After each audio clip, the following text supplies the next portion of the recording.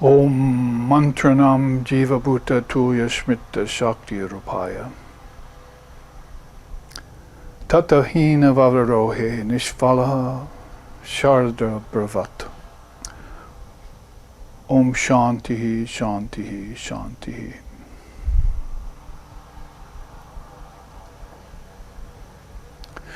She whom the ancient seers of India know and remember as the imperishable Shakti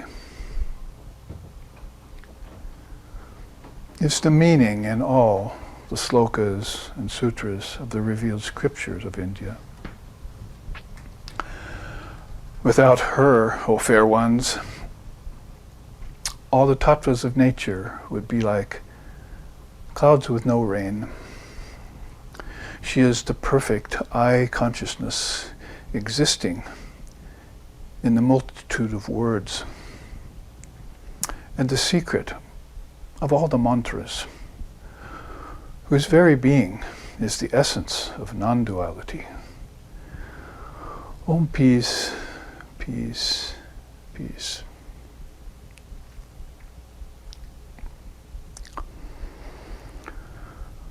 Om Guru Brahma Guru Vishnu Guru Devo Maheshwaraha Gurureva Param Brahma Tasmai Shri Gurave Namaha.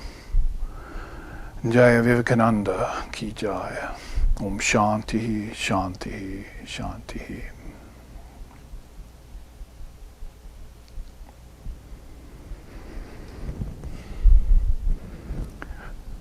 We are now gathered for the second series of classes, class 1 of part 2, on how mantra destroys karmas. Both those words have received some sort of a welcome and an acknowledgement in the Western culture in these modern times, although they are ancient Sanskrit terms.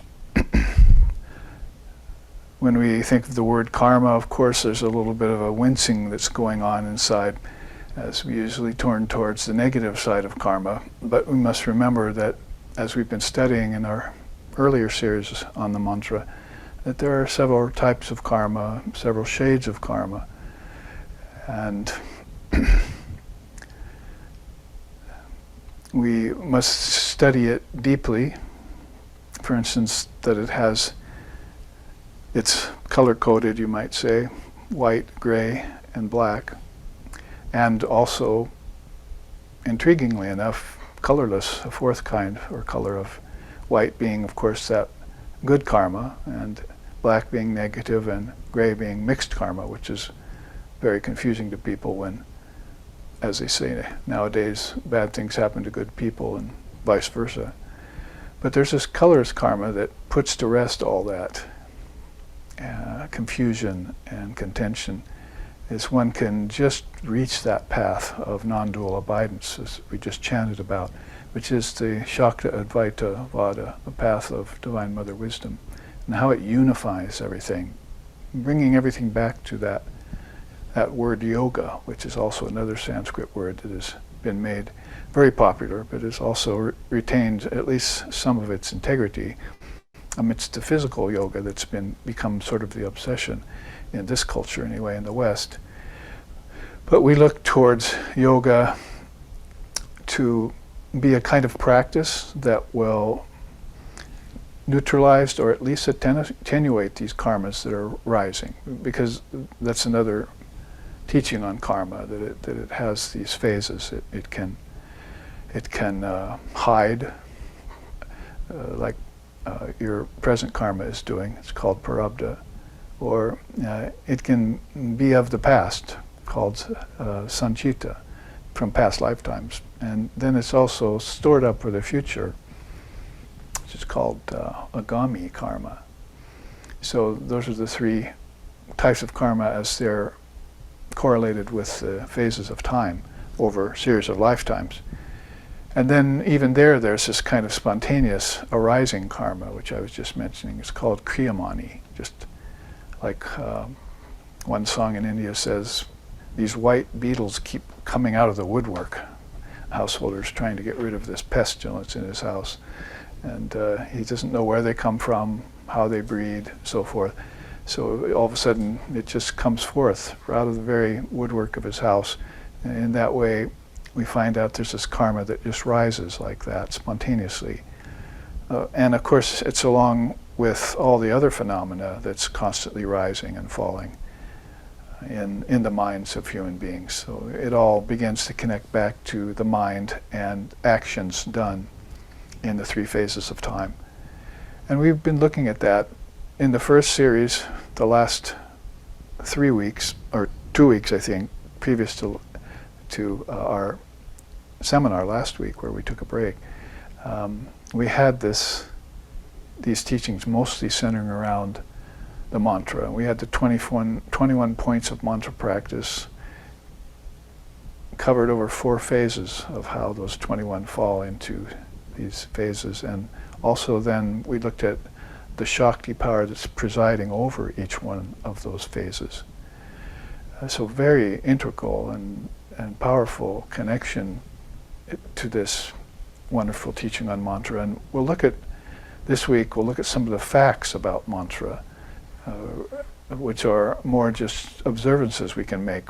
If there are any doubts or any missing gaps in our thinking about it, where it came from, what it accomplishes, and what the seers have noticed about the practice of mantra, we can look at that and how it attenuates karma. So we focused more on that, and we should probably look a little bit more at karma in these next 2 or 3 classes, which we intend to go on studying and scrutinizing this. We want to start out with this chart on my right. It's a wonderful Sanskrit word, Manaha Prana Sambandha. Sambandha just means a relationship with, a beneficial relationship with. So the teaching is a positive one. The word is very illuminating. It shows how mana, mind, and prana, life force, need to be connected. And then a good point could be made that because karma is coming forth, that doesn't get attenuated and that bothers people's existence, rising up from, whether it rises up from unknown sources or whether it just returns. Everything goes around and comes around kind of fashion. Whatever the case may be, this return of karma is to be studied and looked at in it, so we can begin to see the sources or the origins of these actions that we did, which produced these results. So the connection between mana and prana, the relationship between them, in Sanskrit there's a word for that. So you could see that they're probably, number one, aware of the need for having your life force connected into your thoughts, whether connecting the physical to the mental, you might say. And also number two, that there are instances of people who got their life force severed from the mind. The connection wasn't kept as they went from lifetime to lifetime. And that's one way of explaining the existence of the ocean of suffering, the Samsara Sagara. Otherwise, there's really not a lot of good ways to explain why people suffer and why some people say, blame it on the divine, like, oh, God makes some suffer and causes others to enjoy, and might as well then add to that, illumines others. So along these walks of life, whether they be twofold or threefold, that is the awakened, the unawakened, and those who are in the process of awakening, we probably can look towards karma as, to quote Vivekananda, as being the God of this universe. There's no other God here but you, he might say. That is the Atman that is within you, that pure nature, that's existing in everything here as the all-pervasive presence. Otherwise, you want to look at it otherwise, then basically there's this cause for this karma that's rising and falling all the time. So one would look at that and say, seems like that's what's going on here in this universe, that people are trying to deal with the uprising of various results of actions done. And a lot of that turns toward the gray and towards the black. Basically, the confusion and the negativity that surfaces. So with a word like that, manaha prana sambandha, gives us a good opportunity to embark on a journey into what a spiritual life in the world should look like, and then why it doesn't look like that. Because I created a new chart yesterday and was rushing today before class to try and get some version of it printed out. Please excuse any small type errors there might still be in it, because it'll be upgraded. But at least to have it on hand today, and to show what this sin is all about. The only sin, Vivekananda said, is weakness. So this lack of strength that comes about by losing connection of the mind to the prana, because it's out of the mind that these bodies are born, and prana is the vehicle that takes the transmigrating soul outward into the worlds of name and form. It's also the prana, if you get control of it, that can involute the soul back to its source, all the way up to what's called the psychic prana. Vivekananda mentioned that in his commentary on the Yoga Sutras. He left behind a very simple commentary on Yoga Sutras. His real meaning here and his place here was to introduce us to the Vedanta, so we'd have a very high-minded philosophy to follow, which, because here in the West, religion had really failed us on that level. And it was proposing ideas like sin and damnation and hellfire and that sort of thing, to sort of scare the soul maybe to move along from its complacency. Whatever the case may be, there are much better ways to do it, like inspire the soul. And so he came and he'd say, why give people this dirty ditch water to drink when the river of truth is flowing right next to them? So this river of truth is the presence of the Atman in Vedanta. And if it's a strange word to us at first, and we shirk from the words like karma when we find out what they mean, then there should be a practice called yoga which can connect us back to towards our true self. That is, from objects to senses that are attached to them, to inner senses in dream, and then to psychic prana, which moves the thoughts inward further to the mind and to the great mind. And finally on to the witness, and from the witness into the Atman and Brahman, which is Vedantic territory. Then you're talking about something that's really particular to and specific to Vedanta and Advaita Vedanta. So there's a good march. If there's a march of ignorance and diseases, as Ram says in the Ramayana, outward, there must be a march inward back toward back toward the source, which will then take us to this Divine Mother Wisdom, which is part and parcel of what's called the mantra. And the mantra, as you've seen, if you've been watching the classes, or if you've heard, if you've been following the Dharma, is a combination of power words called bijams, which are surrounded by divine names, like Shiva, or nowadays Ramakrishna. So we have these power words that are connected to the names of the Lord. And if you repeat these formulas that have been repeated by many realized beings and have been infused, as you heard on the song if you were listening 10 minutes before our class started, that this ocean of nectar into which the gods and the avatars have poured their life force was the beautiful song Vivekananda wrote about that, and which is stored in full measure in Sri Ramakrishna. So that's what we're talking about, is building up, retaining, if you want to call it retrieving and retaining, this power that's in us as prana, life force. Because man does not live by bread alone, there's a prana in it. You might interpret that saying that way.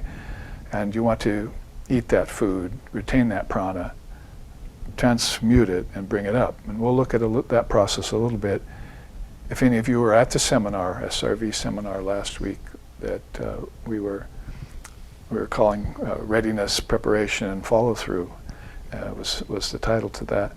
And you saw that chart that I might show briefly today about the path of refinement of food. Because to get to the prana, or knowledge of the prana, is going to be one step or one feat that we have to accomplish.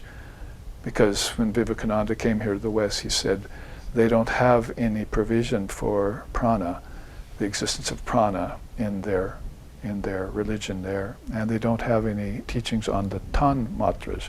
So he had words for them from the ancient Sanskrit, and he brought them, he was trained in them, and he had mastered them, the pranas, the tan matras. He was aware of them, and then he could have an inner life, because without this inward moving prana, then the soul just rests in complacency with the objects outside in the world of name and form, and gets weaned in life by appearances. And those appearances then are in the province of the god of karma, and also the god of kama, desire, and also, unfortunately, the god of death, called Yama. So in this province of lack of consciousness, or forgetfulness, if you want to put it that way, there are some real bad risks to living in that way. That's why there is such a thing, as we say, the ocean of suffering, Samsara, and other words for it, Maya, or in the ancient Indian times, they used the word Samsara Pragbara. There was a dam of souls, like a river of souls that was dammed up to move only in one direction, and that was towards lower births in ignorance. If you want to borrow the word hell, you would call that lower sunken grounds, or patalas in our traditions here in the East. Again, there are Sanskrit words for these, so words are very important, as we looked at it yesterday's satsang in the morning. If you want, all join us and take in an hour of blissful dharmic teachings that prepare the mind for these eventualities in the realm of relativity. Another word we might call it for samsara, maya, and pragbara. So yeah, a lot of people are very good at just sort of, oh, never mind all that, I'll just keep my mind positive. But they try to do that, and they might be able to do it on the outside. That is, basically, there are good people there, but they're not spiritually realized people. There are good people there, but they're just moral people. There are good people there, but their morality is beginning to fall apart, and they're beginning to engage in immoral acts like war. Society is going to war with one another. What about all that?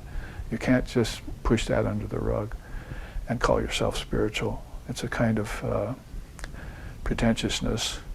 And so the great souls, like our Swami Vivekananda, whose birthday is Tuesday, I believe, 2 days from now, which is why I opened up with the Guru Brahma, Guru Vishnu, Guru Deva Maheshwara Stotram, out of the Guru Stotram, that verse, to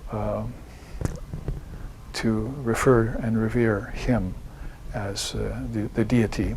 And it's good to bring him up in the context of this subject, because like I said, he was aware of words like prana, tanmatras, and karma, and mantra. And he was one of those that helped bring the meaning of those words to us.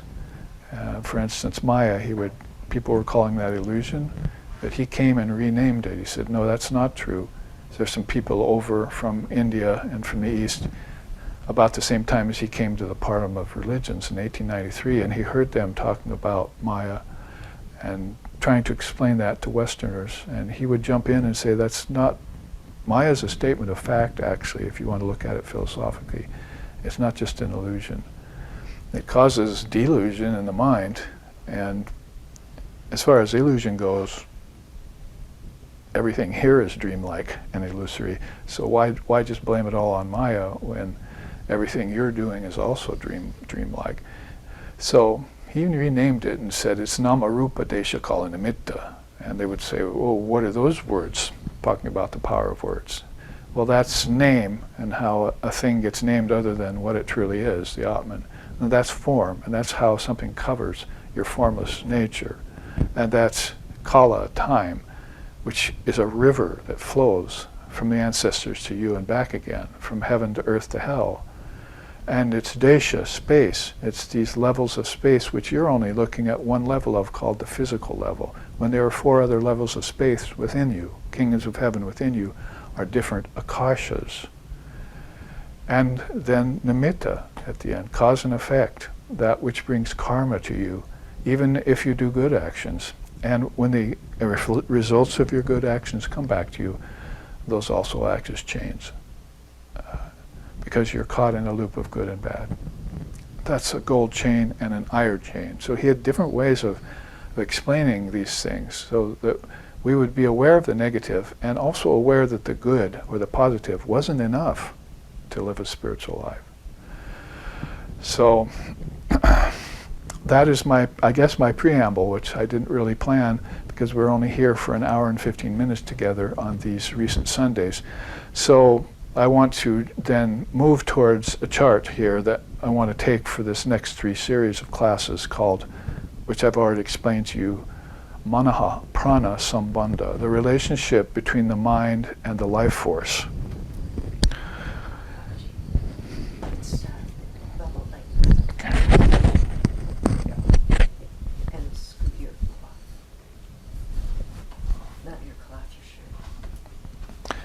So get this microphone from rubbing if you're hearing that, and move on to this chart.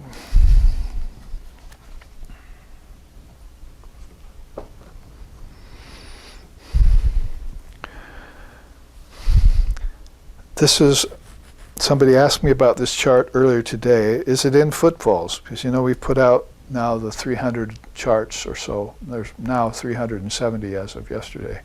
But the 300 charts I put out over some 5 years or so is now in a book called Footfalls of the Indian Rishis, with full commentary, in full color. It's a large book, yes, some 800 pages, which people are beginning to get their own copies of, and you can write to SRV to do that. We can have it sent to you, even through Amazon and so forth. But someone was asking me today about this chart, if it was in Footfalls, and I said, yes, it is. It's, in fact, the number on it here, I see it's number 33, 32 in my list. So it's one of those that came out fairly early because it should be accounted for that we have a body-mind mechanism. I guess you could call that the body and the brain. Or sometimes I've heard the body called the worm and the brain called the noodle. So it's the worm and the noodle that we're living in here, which is transitory, subject to disease and death. You know the spiel about it. So if that be the case, then we ought to become aware of a subtle body, which is not the physical body, and something that we call mind that's different from the brain. And therefore, when we open up the avenues of thinking like this, which have been closed down, which I'll show you in another chart we'll take up today, if we can get to the 2 of them. If it becomes closed down, then a person lives what Vivekananda called a gray little study of a life, and never knows the deeper meaning. All those questions, where do we come from, what's the meaning of being here, where are we headed, all of those questions get answered immediately in the Vedanta if you will move towards that atmosphere and find an illumined preceptor who has trained in the Vedanta and probably has some very good expertise in yoga. Yoga meaning the 8-limb yoga and Kundalini yoga. Those 2 are of paramount importance. Also, the 4 yogas, the 4 main yogas of wisdom, devotion, work, and meditation. Those 3 definitions for yoga, I think, would be prominent, should be prominent in your minds if you want to know the meaning of the word yoga, beyond just that it means natural union with yourself or with the jiva that is Shiva. The doing away with a apparent line of demarcation between the Jivatman and the Paramatman, when the 2 are always and ever one, like a wave is one with the ocean. So you can see the subtitle on this chart already that I hope you're seeing, Connecting the Living Prana to the Luminous Mind. And the Prajna Upanishad, which is one of the few Upanishads that brings prana into the teachings. For instance, I was saying last week at the seminar that you don't find prana mentioned a lot in the 24 cosmic principles of Samkhya, for instance. You just sort of have to infer that there's something that's causing consciousness to flow amidst these tattvas, that divine mother power I just chanted about at the beginning of the class. Without her, then all these tattvas, like tasting, touching, seeing, hearing, smelling, earth, fire, water, air, ether, well, they would be like clouds with no rain. So, there are people who think that way or feel that way. They're not getting any satisfaction out of life. And what they do get turns negative or turns to karma, comes back at them. So there must be something missing then in our connections to make life meaningful, and to know the origin of the embodied soul, and to know the ultimate destination that it's headed towards. And so because we've lost connection to the living prana, then we have failed to treat our minds the way a good, healthy physical athlete would be treating his body. He wants it to be in good shape for all the competition he has ahead. We should be looking at our minds that way as a subtle body, which is now starving because the lifelines of the prana have been cut off to it. And it's not thinking right, it's not thinking clearly, and it's got various forms, granthis, knots, blockages in it, into the channels leading to it, which aren't just nerves from body to brain to heart and so forth, but are going on in an interior set of koshas, body, the subtle body and causal body. And if we could get in and inspect those, say by meditation, we could see, oh, there's a blockage there. I have to open that up. I have to untie that knot and make this prana flow again to my mind. And then the thinking becomes clearer, and the life force flows. And as the Upanishads say, the mind expands in its capacity to know Brahman. So the Prajna Upanishad says here, the prana comes into the body from the Atman by an act of the mind. That pretty much says it. Could almost stop there with that sentence. The prana, this life force that's hidden, and which is of 5 forms. We'll look at that maybe over the next couple series of classes. It comes into the body via the mind. So there's that connection, manaha prana sambandha. Whatever the mind thinks, that flows in and out via the prana, and verily leads, along with the Atman, into the desired realm. So what to speak of the realms that you go to after you pass from the body. If you have your prana under your control, then you give up the body and you pass into the realm of this, say, the gods, or the realm of the ancestors, or beyond those two, to the realm of Shiva and Vishnu and so forth. So that's one way of looking at it. You can also look at it that there are realms right here in your everyday life. You operate in them all the time. You operate at the physical level for a while where you're concerned about your body only. Then all of a sudden you're starting to study, you're concerned more with your intellect, that's another realm.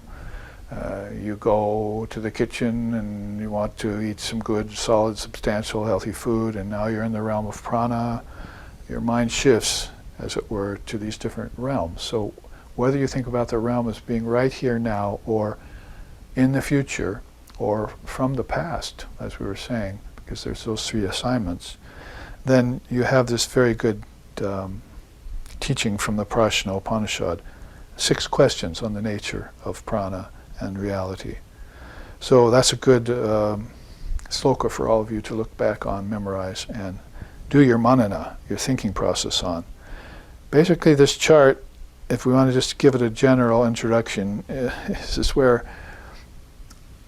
it's very interesting that it all starts out with food. It's been since the 60s, and when we were introduced to yoga, and in the 70s, when Buddhism and Zen Buddhism came along, and then Tibetan Buddhism came along in the 80s, and there's been a sort of decade by decade step, each sampling or cross-sampling these different traditions from the East, and seeing, do I like the one that came from Japan after 52 generations from India, or do I like the one that talks about Kundalini Shakti and the mysticism of that, or do I like the meditation path of the Chinese Buddhism, or do I like the doing zikr of the Sufis? I mean, the West over some 56 years, and I've been alive for 70 of it, 72 as of last week, has passed through these phases of, we used to call it spiritual menu tasting, but to give it more credence than that,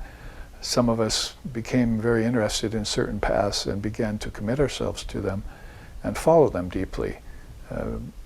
Come to find out later that that's what we were doing. We were connecting the prana to our mind so that our mind could receive benefit, a higher vibration, if you will, better vrittis, better chitta vrittis, vibrational thoughts, because they were gravitating around things of nature. So that's why I smile when I say this. What starts with food, because there are food faddists out there who maybe to this day think that what you eat somehow gives you enlightenment, or what you don't eat won't give you enlightenment. And of course that's simplifying it way too much and passing over a lot. But to say that it starts with food, there are several traditions in India, like the Kundalini Yoga system, which are very important for that. That food, if we just want to take a quick tour, as I said, is meant to give you strength, because weakness, we'll look at that in a minute, is what a lot of people are suffering right now. And yes, if you're born in the body and your body's weak, then it's very unlikely that your mind is going to be strong. You're going to be affected by the body, and it's the weightiness of the body, by the heaviness of matter and materialism. Even if you're not, your mind tends to think about materialism, like a materialistic culture, or science with its obsession with atomic particles and matter only. So it's a kind of heaviness that is not opening up channels towards the divine, towards the true self, towards spirituality, towards true religion, towards understanding that the prana takes you in and out of waking, dreaming, and deep sleep, takes you to heaven after you pass, takes you beyond heaven if it's psychic prana. These are all things that are missing, you see, from just a materialistically based thinking mind. The brain, we could call that again. The noodle and the worm, the brain and the body. But you want to look at this in a higher way. So food is to gain strength. The strength then is not just to live a great little stubby of life, happy great little stubby of life, mewing like cats in your corners, to quote our birthday boy today. But is to increase stamina, because you're going to have to last a long time in order to breathe. And that's really what's coming up next if you want to look at it along the basic line of food. I could have drawn lines, 3 lines through all of this, and said that each one of these steps has a threefold division. And food and strength and stamina has too. You might think stamina is so, I can make it through the workday. Well, that's a very basic way of, and gross kind of way of looking at it. But you want stamina to keep doing your practice once you've got the secret of the mantra, once you've got the secret of the teachings, you see, the Dharma. And you're not going to get that unless this prana opens up, and opens up your mind to the possibility of other things rather than just the world is my oyster, or I just want to gratify my senses through objects and pleasures and so forth. That's leading down an entirely different road. That's not even leading you towards stamina that gets you through the day. That's worse. It's weakness. After that stamina, as I just comment on each one of these little sectors here that we move through, you master your posture. And this isn't necessarily in the order which all of this happens.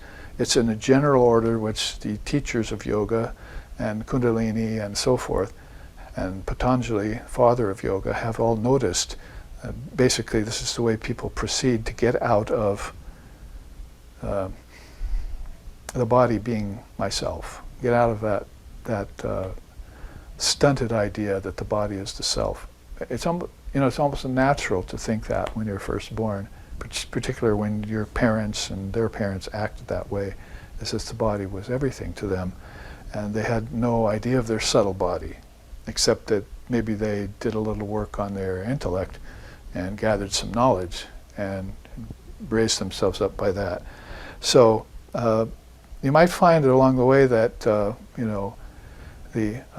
nerves and passageways that are providing you 5 kinds of physical prana are being stepped on, like hoses. You used to go to your chiropractor, right? He had a spine hanging there in his office, and he'd tell you how the nerves going through the apertures in the spine, when the spine got twisted, it would step on that nerve. You'd take a photo, x-ray of that. You'd see how one nerve was thinner than the others around it. And then he'd say, it's like a hose got stepped on, and there's not enough. They didn't tell you what, because they didn't know about prana. He said it's like energy, you see. Didn't get through that nerve to a certain organ anymore, so that became a problem, and you got a disease correlated with that. So, but if they had said, well, your prana is not flowing through that physical nerve to your physical organ, because your posture has been wrong all this time, and you're stepping on your own hoses with some subtle feet. So let's master your posture. Let's sit up straight and let's breathe. And that's next. Master the posture so that energy can move into your senses, because now I'm seeing better, now I'm hearing better, now I'm tasting better. Oh, that's a better life. See, the risks about this when it starts with food is that it turns into just a healthy society with no refuge. Even the psychologists in the West aren't telling you about the necessity of separating your positive from your negative thoughts, the chittavrittis, based on a refuge that you're seeking. So that's going to be a necessary point to bring out and emphasize for people. So the senses are going to start functioning more like they should, and then your breathing is going to equalize. Or if it doesn't, then you should put your attention on the prana and help it to flow towards these channels. I remember that were some techniques before. Oh, my eyes are not so good today, then I'm going to bring prana to my eyes, focus my attention, my concentration there, so that my mind can make a connection, have a relationship with prana, so the two can work together, and all of a sudden I start seeing better. So, for instance, I haven't worn glasses for 72 years because I've always thought about, why should I? I should just think my eyes see good. So what the mind thinks, if the prana is connected to it, will happen. And you just put a little effort into it, and you have faith, you believe. And then if age comes and you do have to don a pair of glasses, you've gotten the most mileage out of your eyes because the prana has been your companion. Now it's time to shut them down. And then another prana can take over called psychic prana. It can take you into meditation. You don't need eyes anymore. You don't need to smell, hear, touch, taste. That's become old, you see. The prana is evacuating the body at that time. So this is why you would move on. You wouldn't get stuck just with a healthy lifetime, because everything here is rushing towards death the minute it's born. Quoting our birthday boy again. Everything's rushing towards death the minute it's born. And so Vivekananda would say, oh, here in the West, you didn't get the teachings we did in India. Our parents told us to meditate on death. I come over here and you think it's something morbid, and your parents are telling you, don't think about that right now. Well, there might be some practicality to not thinking about it, but there's much more benefit to thinking about it if you want to overcome fear, doubt, ignorance, and if you want to pass from the body consciously and have a conscious rebirth next time. These are all possibilities they don't tell you about, right? And not only possibilities, they're probabilities, because beings are experiencing them. and they've come back, like my Tibetan teacher. Oh, this is my 12th lifetime. It's just a matter of fact that I've been born 16 times. Or Krishna tells Arjuna in the Gita, I've had many lifetimes, and I remember them all. So there must come a point or a juncture when all of these connections are made, where the mind and its memory get in together, smriti, daiva smriti, and they remember all the best things that they've done, and their karma is now neutralized. Well, getting ahead of the game here as we look at it, but this is what we hear early on. So that's the first tier across here, the front, you see. Food, gain strength, increase your stamina, master your posture, purify your senses, and equalize your breathing. It's basic yoga 101. I want to tell you quickly then about food as we look at more toward the Kundalini. This chart is a combination of food as seen through Kundalini yoga, as it's seen through Patanjali's yoga, and as it's also seen, it's got some Vedantic elements to it that help us to understand. And it's an old war horse. I told you this chart we were just looking at was 32. This is number 3. So it was so important when I decided to put out what I called charting the scriptures of India, that I had some sort of an order to it, at least at the beginning. And I understood because I grew up in the 50s and 60s as a young boy, and I saw the food faddism. I also saw the turn away from meat eating towards vegetarianism going on, and other very positive moves that people were making to, at that time, though they didn't know it, try and get rid of tamas, slothfulness, and rajas, restlessness. That's basically how you could crystallize it or condense it right now. That all those movements back there, and they were trying to slough off, like a snake sloughs off its skin, trying to slough off that skin of laziness and complacency, and that skin of restlessness. Simple words in Sanskrit, tamas and rajas, and to attain balance, sattva. And of course, if they attained it and they could hold it, then they thought they were enlightened, which of course was a great fallacy. There was much more to enlightenment than just sattvic balance in the body. So I give you this as an opening introduction to this chart, the title of which is The Role of Food and Prana in Achieving Self-Realization. So food has to go to prana, and then prana has to go inward to psychic prana, to the mind, with a relationship that allows the mind to achieve oneness with the Atman. That being the only reality is Brahman or Atman. So it's always a pleasure to quote Holy Mother's take on that. From pure food, one gets pure blood. From pure blood, it produces pure thoughts. Pure thoughts lead to pure minds, and pure mind is Brahman. So there's those atmospheres I was just talking about. If you can purify your mind by using this way of proceeding along this yogic path, all of a sudden you don't feel any difference between yourself and Brahman. I am that reality. Aham Brahmasmi, they say, or that thou art. You are that reality, and you feel fully aligned with it, and one with it, and merged in it. And then you can dissolve in it, and have a conscious death, and no more birth in the womb of matter for me. Ram Prasad sings, only emanation from my Divine Mother. So the sun emanates and withdraws its rays day and night, as it were. So like that, the soul is feeling like it's at its source all the time. And it's just a matter of whether it wants to move out and take on a mind and an intellect and an ego, or not take them on and stay at the source, be the sun itself.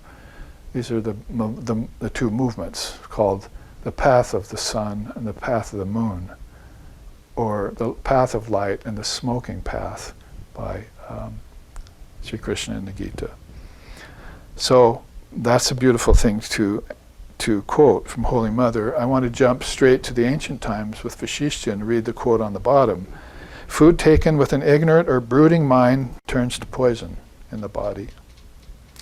Food taken with clarity of mind conduces to perfect health. It is the fire of yoga in the form of physical, vital, and mental purification that makes the difference. I mean, so this chart I showed you first, Mana, Prana, Sambandha, was really what we're following, but you can see how it's led us to the very first part, a quick explanation about food, and that's why I've gone to this food, whose subtitle there, or whose title there was role of food and prana in all of this. So the important part there is that how the mind, what condition the mind is in when it eats. I mean, I think I mentioned a couple days ago that we just lost Thich Nhat Hanh, who is, this Vietnamese monk that lived 92 years and was very big on, trying to make peace when his country was being warred upon by America back in the Vietnam War days. So here you see him some 40, 50 years later, and passing from the body, but becoming known basically, if on the surface at least, for this idea of mindfulness. So this is what we're talking about here. If the mind, when it sits down to cook a meal and take a meal, does it in consciousness rather than just randomly or on the run or without considering the ingredients or without blessing it, because food that's not blessed is like eating poison. Both Holy Mother and Lord Vashishta, sort of two bookends for this teaching in India, have said that to us now. On the other hand, if you're conscious of it, this very food, the self-same food that turned to poison, can turn to nectar. So you see how important the prana and the mind is in such a matter as taking food. And I want to put it this way, is that if that knowledge isn't there, if that consciousness between importance of food and prana and the mind is not there, then you have a society like we have today. Then you have a world like we have today. Then you have an age like we have today, Kali Yuga. And people are running here and there, eating all sorts of very unnutritious foods without blessing them. I see it all the time. Everywhere I go, when I do go anywhere these days, people sitting down after they get their food and just start cramming it in as fast as they can, standing up, walking away. So what happened to the import of food? What happened to the sacredness of food? What happened to the careful act of taking the food? Because Brahmarpanam, Brahmahavir, Brahmagnau, Brahmanahutam, Brahmaivatena, what happened to the Brahma in all of that? In Sri Krishna's famous food blessing mantra in the Gita. So those are important questions to listen to and respond to. So the fire of yoga, Vashishta says, you can see where Vivekananda loved that term. And he liked the words living intelligence, the fire of yoga. Those were terms he put into English and brought here to the West in the late 1800s to let us know that he existed on this higher octane fuel called prana or psychic prana. He ran on that fuel. And his life was an example of yogic connection and yogic excellence. He was born a perfect soul, quote Sri Ramakrishna about Swami Vivekananda. He was born a perfect soul. You hear Sri Ramakrishna say that in the Gospel of Ramakrishna. So I wanted to jump right away to these two quotes of these two bookends of yoga in India, and show you how important food is. And in that context, we don't need to become food faddists. We can just say this is where food is important in order to pull ourselves out of rajas and tamas, and to connect ourselves to the living flow of life force, to make us live dharmic lives, to allow us to become illumined, to reconnect us to our true self, and to get thee behind me, everything else that's not healthy or that's ungodly or irreligious. That's how you would take in Vedanta, how you would explain and take the teaching of food right away. If you wanted to go any deeper with someone, then you'd see here on this chart the 7 chakras. This is where the Kundalini element comes in. You can see the lowest chakra connected to an abundance of food, a cornucopium of food. The Sanskrit being anehidam sarvam pratistam. Everything here is supported by food. So if you're in a physical body and you're having to eat physical food, then how's the best way to do that without becoming attached to the taste of food, without becoming attached to the pleasure it brings, and without becoming imbalanced and off track by following the culinary art as if it's the end-all and be-all of your existence, when food has a much, much more sacred meaning to it than that, as shown by the far right column. Food with mantra is the first point they want. The mantra, uttered in deep meditation, when blessed by such sacred words, renders pure food into prasad. So there's explaining Yoga Vasishta's quote. If you wanted to go deeper with it, they want you to take that food. Hopefully it's of a sattvic quality. You know what that means. You know that it's maybe not contaminated by bad vibrations or by bad conditions, by sprays and that kind of thing, which have become prominent over the last century and so here in this country. They didn't really have to worry about that so much back in the times when the word organic wasn't even known, because everything was organic. They hadn't started spraying it yet. They let the bees have some of it, the flies have some of it, the worms have some of it, and they just worked around it. And what they ate was therefore pure on a physical level, more or less. As pure as food can get. But nowadays there has to be a little bit more extension of our understanding around that. So take that apple and, you know, and just don't say thank you, God, for this apple, because God's not listening. You know, God is you. God's the one who's taking the apple. God's the one who's washing the apple. God's the one who's eating the apple. God's the one who's getting the nutrition from the apple. Why are you thanking something outside for that? I mean, you might as well turn to nature and say thank you for this apple if you want to get closer to the truth of it. But nature's insentient, so that's not going to help you a lot. So the point is here is to connect everything back into consciousness and bless it so that the mantra, which is powerful, can have its purifying effect on matter. You see. Matter is what's giving us all this problem. Call it nature, call it prakriti. That's what we're getting attached to. As Sri Ramakrishna said, everyone's born, they see the garden, they run for it. Nobody ever stops and says, wait a minute, where's the gardener? So where's the source of this plenitude, this multitude, this variety, this vaichitra that's in nature? Where's the source of it?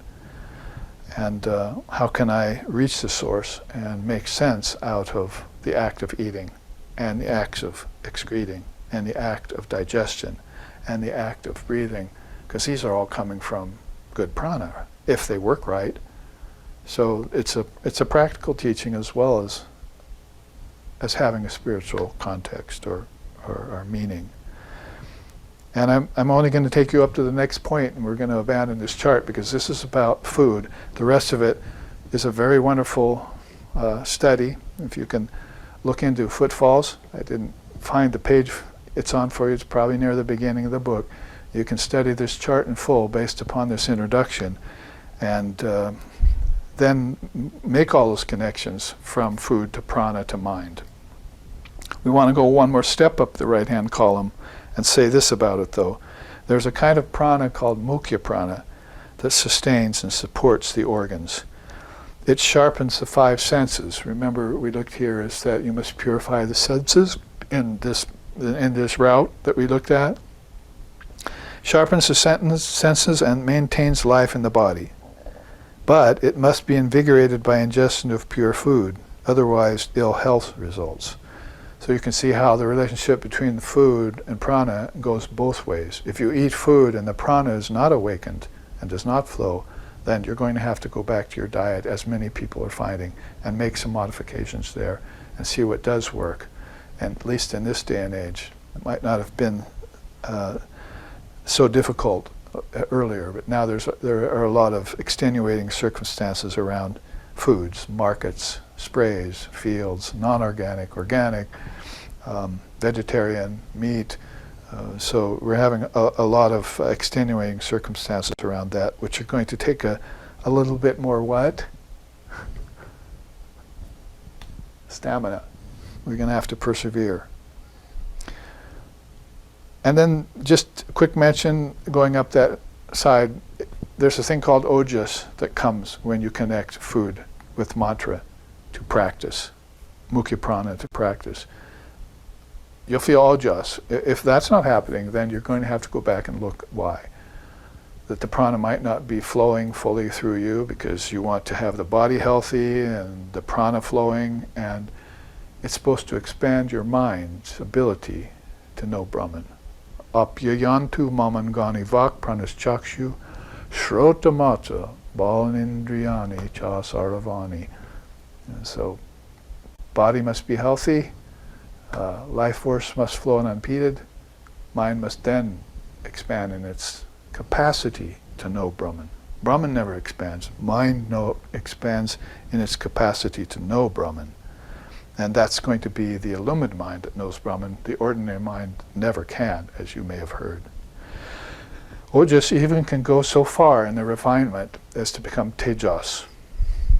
And that would be this light shining off of these great beings, because they've sanctified everything they've taken into themselves.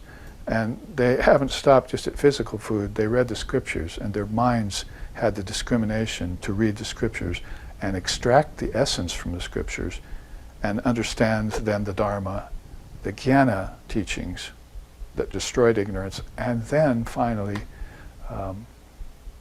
reach that state of realization of truth and turned into tejas, the ability to give it to others. Isn't it a beautiful, even though we've gone through it swiftly, look in footfalls to study it more, write me questions. I take emails readily and answer them quickly. And then you'll understand more about these first early steps of returning the soul's ability to connect energy to mind, to have a relationship again with everything external, and then so that it leads to the internal, instead of just remaining fixed or fixated with what's external. You're supposed to know the external, and then know the internal, and then fuse them, so that there's just one state left, and then meditate on that state, pass your time contentedly, and be free, is how Shankara describes it in the Viveka Chudamani. Om drishyam pratitram pravila payan sanmatram ganam anandam vibhavayam. See, so take these outer and inner, bahur, antur, bahuram va, and just fuse it into one thing. Oh, I see, the whole thing was one all the time. I just lost the connections to it. It's the same with mind and prana and body. This is all one Brahman, one indivisible Brahman, one state of consciousness. I'll look at it at different levels in order to understand and destroy ignorance. But in the end, it's all going to come back to that natural unity, the nectar of naturalness, Avadhut calls that. Moving along so that we make some progress on the first class, let's go back to our Manaha Prana Sambandha chart and look at where it's taking us. It's going to be very inspiring, I hope, and I hope you'll be enthused about it, this next series of classes, to follow this entire route, which has Shiva in the middle and Vivekananda at its back, and find out how to make this living prana flow into the nadis, the channels of our mind. We know that the blood vessels are supposed to flow with their energy into the brain. Then just take that as the physical template or example of what's supposed to happen when the prana flows into the mind. The psychic prana into the mind, the physical prana into the body. I'll show you something about that next week when we get to what's called the tanmatras, or the subtle senses. how they look exactly, reflect exactly what the outer pranas are doing with the energy, but how they work in the mind, the psychic prana. That's coming up here. So, with the limited time remaining, we've looked across the top tier of this chart. Again, food, gain strength from it without getting obsessed with the body. Increase your stamina without getting obsessed with just failing to go forward, to use that stamina to benefit yourself in the yogic path, which of course comes with asana, mastering your posture. Then making sure your senses get purified and your breathing can get equalized. That, because of bad habit, posture and breathing might take you a little time. So some people come to the path already with these well in hand, like the Vedantas, for instance. You don't find the Swamis or the teachers of Patanjali's yoga emphasizing too much or fixating or obsessing with too many postures or too much breathing exercise, because too much breathing exercise can imbalance the mind, says Swami Brahmananda, and also Holy Mother said that. So you want to do it moderately under the guidance of a teacher, just enough so that this prana can start flowing. You already know wood's in fire. You just put a little tinder there, light it with a match. It'll flame up by itself. So you just kick this process off with the right amount. It's like the homeopathy of early yoga, if you want to call it that. And just get it started, because then you'll remember. It's all about your mind remembering your connection. It's not about creating a new connection. It may be about destroying obstacles to old connections that are there. Whatever the case may be, the point here is then to work a little bit on your posture so that you can sit like this, like Buddha did under the tree for a matter of weeks until he finally got what he wanted out of that long meditation. And if you have to breathe in for 8 counts, hold your breath for 8 counts, breathe out for 8 counts, increase it to 16 or 12 later, so that you reteach yourself the secret of prana and breath and how they connect, and you can balance yourself out. Your mind feels better, your food digests better, your senses work better. Then you're beginning to get this connection between life force and thought and mind. And the prana is about to be mastered. This is in the Upanishads, they'll start you out with that, like the Yoga Kundalini Upanishad. You start reading it, and where is this going to start? Or it starts right here. If you can't discriminate between the real and the unreal, which is where you should enter into the path, you should come with that already in hand if you're an embodied soul. Then you go back and master your prana, because something has fallen out of the prana, isn't able to take the prana. And so that's what I want for the next 10 or 15 or maybe a few minutes longer if we want to stay. I want to show you this new chart that has to do across the top with this level that we just looked at. So putting this together early, because we want to go quickly to what happens and what has happened, I think, to most people who don't still feel that natural attraction to the divinity within them. I remember when I was a teenager, I was feeling that longing all the time. I couldn't explain it. I didn't have a teacher to go to ask about it. My parents knew nothing about it. You couldn't go to your brothers and sisters because they weren't interested in it for the most part. And so you had to work it through those early years of your life in the West, in the United States in my case, going to school, and not getting answers from the fallen irreligion of the day, let's call it that way, and seeing people around you already beginning to fritter away and squander their prana, although you didn't have a word for it yet. They were partying, they were socializing, they were living a life of insouciance, they were mimicking their parents in that. And morality and ethics were enforced in some families and so forth, but you didn't see people adhering to that with any kind of enthusiasm, like, why am I being moral? Because I want to meet the king of morality and the king of immortality too. I want to have this utsaha, this great enthusiasm that rises in the breast to know my maker, if you wanted to put it in those words back then. So basically, it all comes down to that point of a decision of the soul to either go towards strength or towards weakness. And you can see there in our chart, there's a nice signpost for that, pointing right to strengths that you must inculcate in yourself or bring back, and going to left to where weaknesses set in. And that's what I want to use the rest of our time for, is looking how parts of the mind, like in this image here, the whole part, left-hand side of the, from our perspective, the left-hand side or the right-hand side of the brain here is just falling apart into oblivion. Those connections are being forgotten.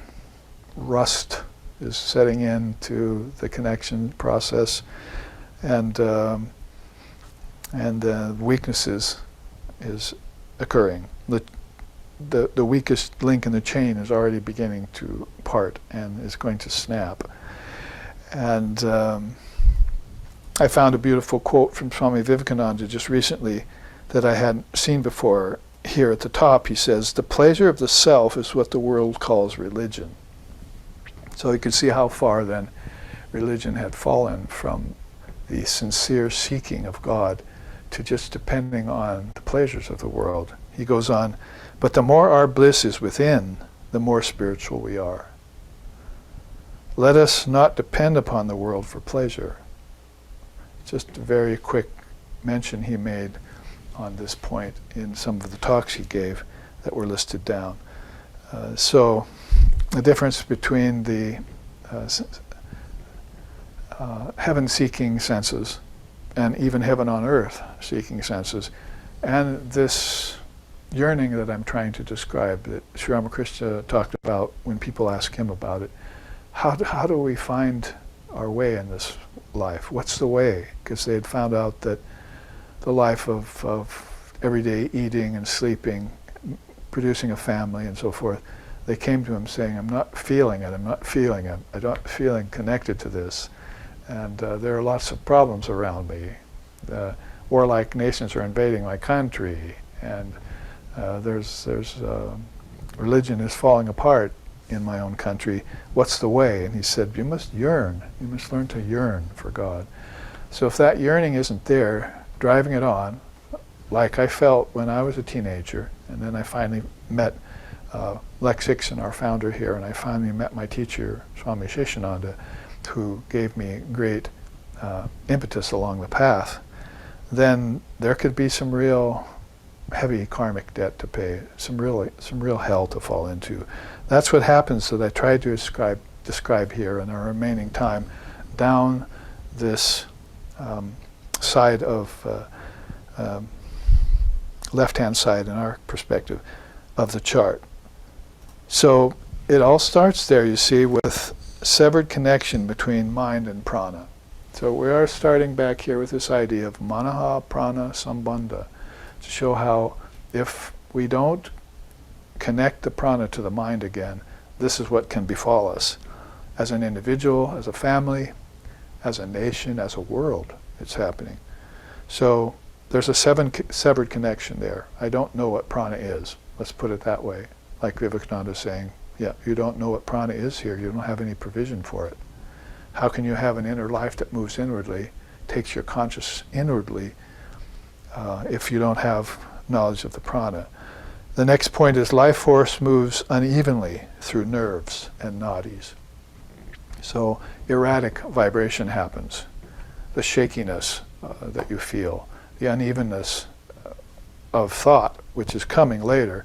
But basically, if it has all started with bad food or no higher teaching of the import of food and of stamina for the journey, for the spiritual journey. I'm taking a dharmic journey here on earth rather than I'm just here to enjoy. You know, if all of those things are gone, then it's quickly to hell in a handbasket for you.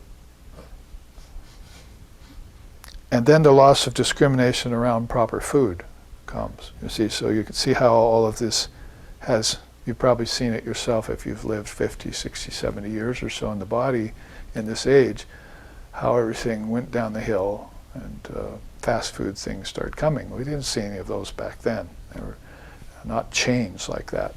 They were a couple businesses and so forth, and they were already beginning to give the wrong idea of, you know, fast food and all that to us, as opposed to what? As opposed to sitting down, you know, with the mantra, saying, blessing it, and taking it in a peaceful state of mind so that it turns to nectar instead of poison in your body, bloodstream. And then you see the lethargy of the body and dullness of the senses happens. And there's one of the factors that made people back in the 60s think, gee, I don't think I want to go here, I'm not feeling right. How do I move out of this? I think I'll eat some sprouts, you know. Back then that was the first thing that occurred to people. Alfalfa, you know, the cows are peaceful, maybe I should eat that, you see. So they began to go towards these health foods that people were looking down their noses at, meat eaters and so forth, and they began to look for food that wasn't sprayed or wasn't being sold just for money and profit, and try and put some purity into the situation. So some discrimination around proper food is lost otherwise. Then loss of interest in physical fitness and / exercise. So that's also going to help your breathing come back to normal. If you run, if you jog, if you swim, those kinds of things, you find that your lungs are worked. Even if you walk, and you'll find out that you have, your breath begins to even out naturally. Or put it this way, if you don't do those things, you stop breathing, which later is a good thing, ironically enough. The suspension of the breath is actually a very high state later, but not at this juncture. Then the breakdown of natural immune systems happen. I also often think about that with COVID and Omkara, I call it, you know, the latest virus and all that. Basically, that if you kept up your yogic immune system, then you'd be fine.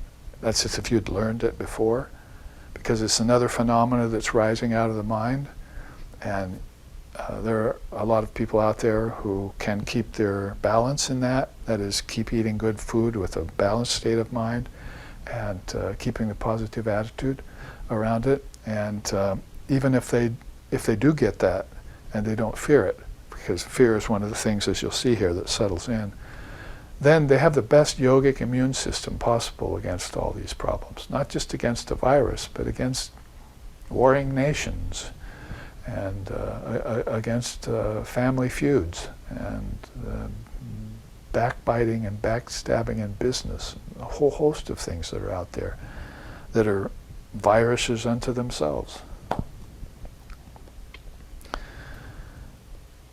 So the balance of the in-breath, suspended breath, and the out-breath gets compromised. I'm trying to give this to you blow by blow, thinking back from the teachings I received to people I saw in high school who were falling into this already, and how they were squandering away their life force. How did I know that?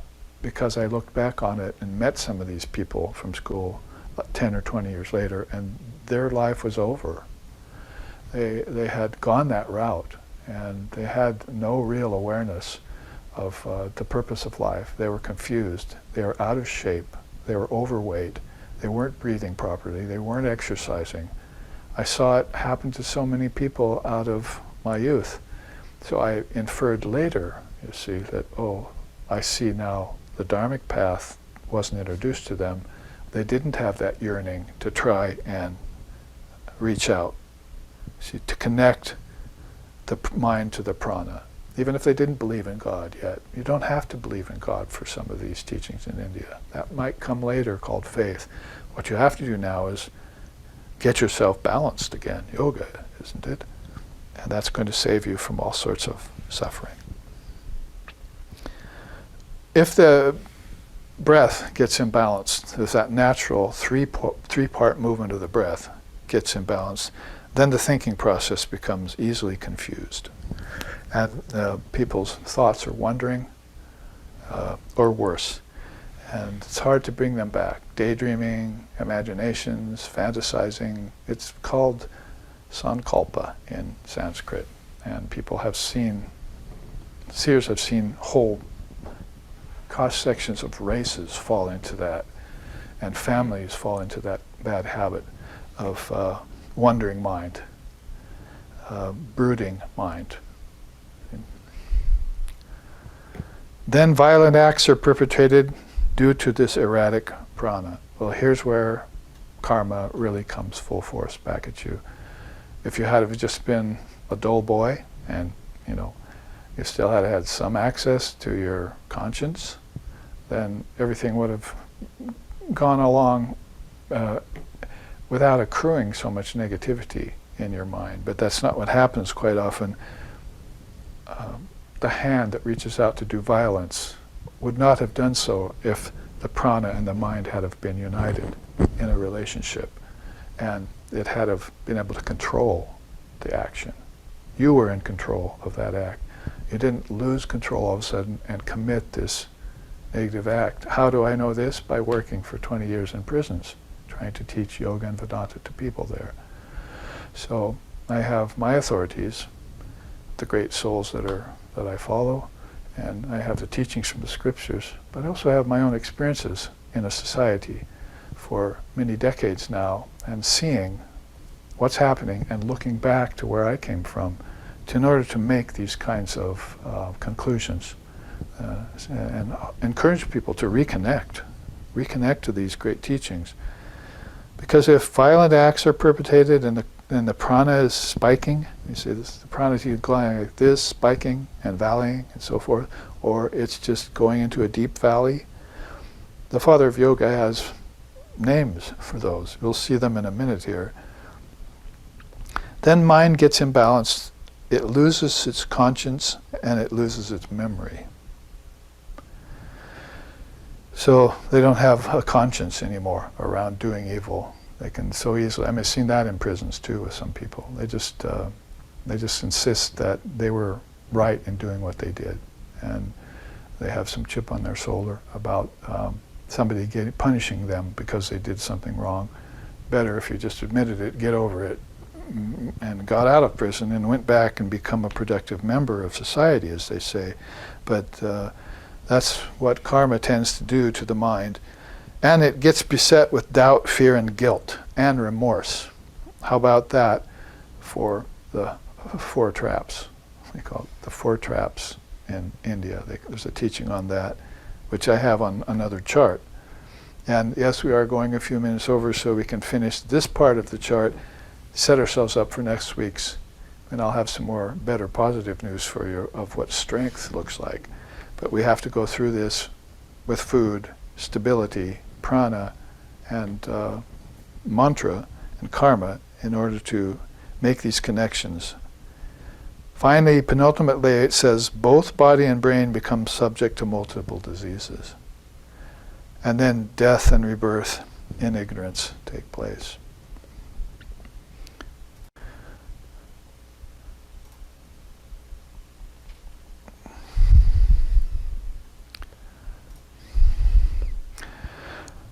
That's how a deep dive into Maya takes place, or revisiting the ocean of samsara, or being reborn without a clue as to who you are and where you came from, and finding no meaning in it. How can a mind that's that far lost regain balance again? That's a good question there. And you'll have to go to a teacher and begin the path somehow. You could just go back to food and gaining strength, building up strength. So I'll end here with reading this quote on the bottom. Kind of summates what we just looked at. And we can probably read this quote to start off next week's class. But it says, obsessing with matter causes longing for sense objects. Enjoying objects then creates attachment. Brooding constantly upon one's attachments causes the mind to forget its own ability to think and act freely. In this process of self-actuated bondage, parts of the mind and its energy, prana, crystallize, and pieces of its memory and intelligence fall into oblivion, as this picture is showing the side of the weakness side of the head on our chart. The internal weakness that ensues makes it difficult to gather the mind's awareness back again and regain that essential concentration necessary for success in all areas of life. This has been called by the father of yoga and others, kshipta, scattered mind. It is responsible for the condition of the stunted human mind that is thereby restricted to only two areas, fragmented and dull, called muda. So we just looked at two of the 5 states of mind in Patanjali's 8-limbed yoga.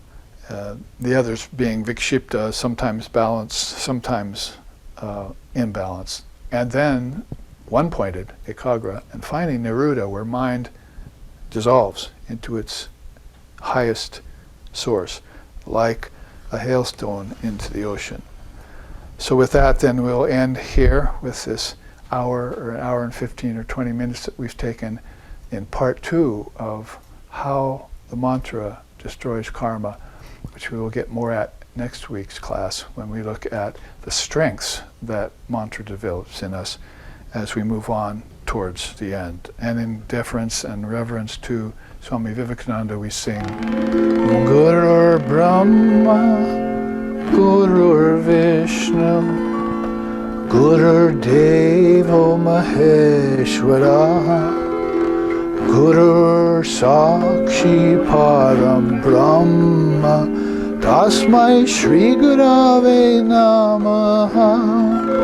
Gurur Brahma, Gurur Vishnu, Gurur Devo Maheshwara, Gurur Sakshi Param Brahma, Tasmai Shri Gurave Namaha.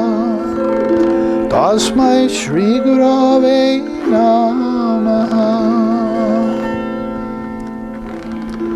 Om Brahmanandam Paramasukadam Kevalam Jnanamurtim Dandvaititam Gaganasadrisham Tatvama Shari Laksham Ekam Nicham Vimlamachalam Sarvadi Sakshi Buddham Bhavatitam Triguna Rahitam Sadgurum Tanamami. Om Shanti Shanti Shanti. Om peace, peace, peace. May peace be unto us, may peace be unto all. Om Hari Om, Hari Om, Japa Hari Om Tat Sat.